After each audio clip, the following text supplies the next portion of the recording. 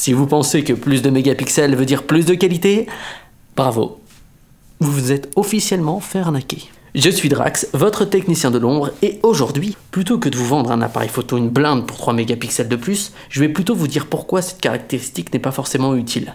Et vous allez même voir que dans certains cas, c'est même contre-productif. Alors vous avez pris combien de mégapixels? 50? 108?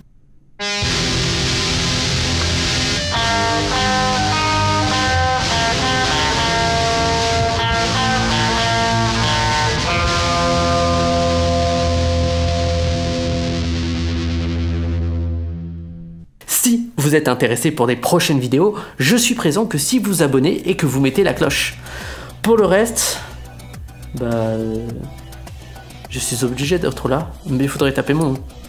C'est moins rapide, et c'est casse bien mieux. Enfin bon, je suis là quoi. Bon, un mégapixel, grosso modo, c'est la définition de l'image. Vous savez, le format Full HD, on dit qu'il a une taille de 1920 sur 1080. 1920 ou 1080, ce sont les pixels.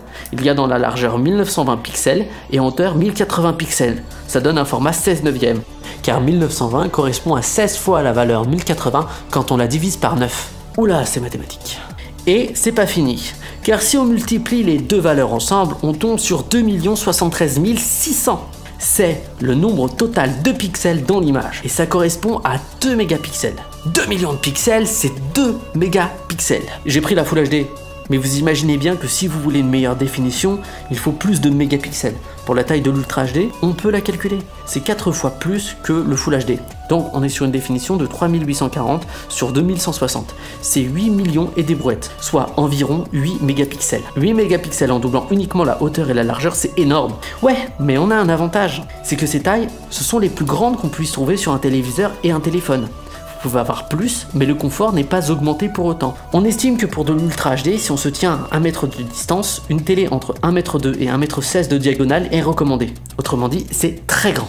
1 mètre, c'est quand même la taille de mon portefeuille. Quand on met tout à bout les cartes bancaires, j'ai plein de thunes. Mais on a vu récemment des téléphones avec 108 mégapixels. Vous vous rendez compte? L'image est donc 13 fois meilleure que l'Ultra HD, non? Eh bien non, justement. Et c'est bien plus complexe que ça. Déjà, il faut distinguer la finalité. En Ultra HD, 10 est suffisant. Mais en photo, on peut être amené à vouloir plus de mégapixels. Lorsque l'on passe d'une copie numérique à une copie papier, on imprime des points de couleur. Et plus il y a de points dans une surface réduite, plus on aura de détails. Ça, c'est sa résolution. Imaginez juste un point géant sur une feuille classique. C'est moins précis que d'en avoir 4 millions de couleurs différentes. Je vous rassure, on utilise une unité de conversion pour ça. C'est le point par pouce, PPP ou DPI si vous êtes anglais. N'essayez pas de modifier le DPI si vous travaillez qu'en numérique. Non, vraiment pas. Le PPP, c'est le nombre de pixels que vous aurez sur votre feuille pour un pouce. Plus la valeur est élevée, plus vous aurez de pixels entassés au même endroit. Pour un écran, c'est fixe, mais pas sur une feuille. Pour une résolution Full HD, par exemple, en fonction du DPI, vous aurez une image plus ou moins grande. Avec 72 dpi, vous aurez une image de 67 cm sur 38 cm. Mais c'est assez dégueulasse. Avec 150 dpi, vous aurez une image de 32 cm sur 18 cm. C'est la résolution classique. Une feuille, c'est environ cette taille. Avec 300 dpi, on descend à 16 cm sur 9. On est sur un format très proche du standard en photo. Vous savez, quand vous allez vous faire imprimer à la borne. Mais la qualité, elle est vraiment très bonne. Mais bon, imaginons que nous voulons un tirage énorme. Vous savez combien de mégapixels il faudrait? Pas énormément en fait. Plus on est loin, moins on arrive à distinguer les détails. Donc en gros, on peut sans problème avoir des tirages plus gros avec moins de détails. Quand vous êtes près de la photo, 300 dpi n'est pas un problème. Mais lorsque vous regardez plus loin, pas besoin de plus de 150 et même de 100 pour les plus gros tirages.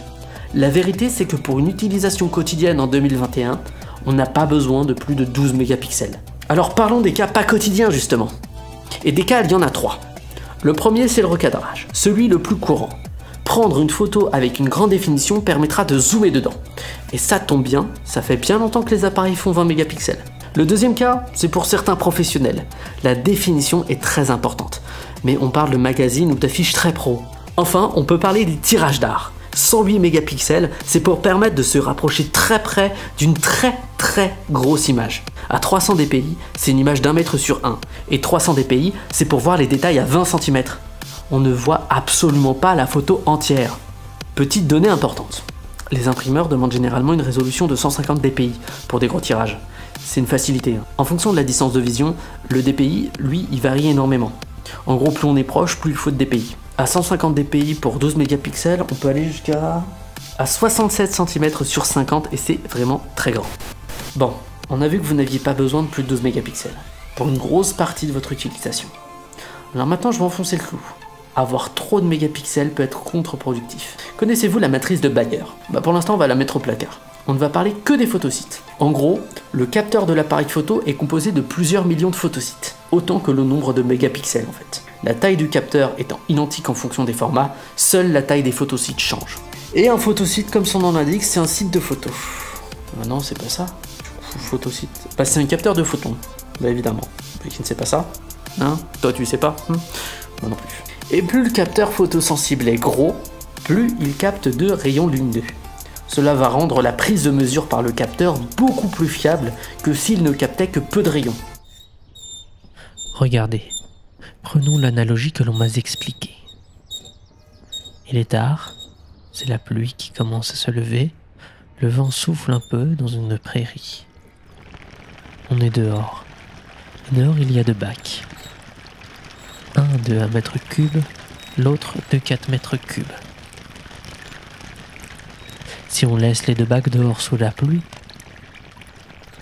on aura à la fin la même hauteur d'eau dans les 2 bacs. C'est ici la quantité de lumière. Par contre, si on regarde, le volume d'eau sera totalement différent. Dans le bac de 4 mètres carrés, on aura 4 fois plus d'eau. Ceci, c'est la qualité de l'information. Bon, pour les packs d'eau, il suffirait de quadrupler le nombre de bacs pour avoir à peu près le même nombre d'eau. Mais dans un capteur, si l'information transmise n'est pas suffisamment fiable, la conversion en signal électronique ne sera pas fiable non plus. Ça crée donc du bruit à plus faible niveau d'ISO. C'est moins gênant sur de gros capteurs, mais sur celui d'un smartphone, ça fait tâche. Pour un capteur micro 4 tiers qui fait 22 mm de diagonale, on aura des photosites de 6 micromètres de diagonale pour 12 mégapixels et de 4,66 micromètres pour 20 mégapixels. On perd presque le tiers. Bien sûr, il y a plein d'algorithmes pour travailler l'image, mais vous n'aurez jamais un rendu aussi propre que si vous le faites avec des photosites plus gros. Et c'est pour ça que la déclinaison vidéo du GH5 n'a que 10 mégapixels. En vidéo pour un 4 tiers, il vaut mieux avoir une taille plus grande pour la basse lumière, quitte à perdre de la qualité pour les quelques photographes qui veulent faire des gros tirages. Alors, si vous devez changer de boîtier, surtout prenez le nombre de mégapixels qu'il vous faut. Pas la peine d'acheter des boîtiers à plus de 10 si vous ne faites que de la vidéo. De même, 24 mégapixels, ça convient pour 80% des gens. Au-delà, si vous prenez plus, j'estime que c'est surtout parce que vous vous y connaissez mieux que moi. Si vous avez aimé, prouvez-le avec un pouce, et si vous n'avez pas aimé, prouvez-le aussi avec un pouce, mais vers le haut aussi. C'était votre technicien, restez branchés.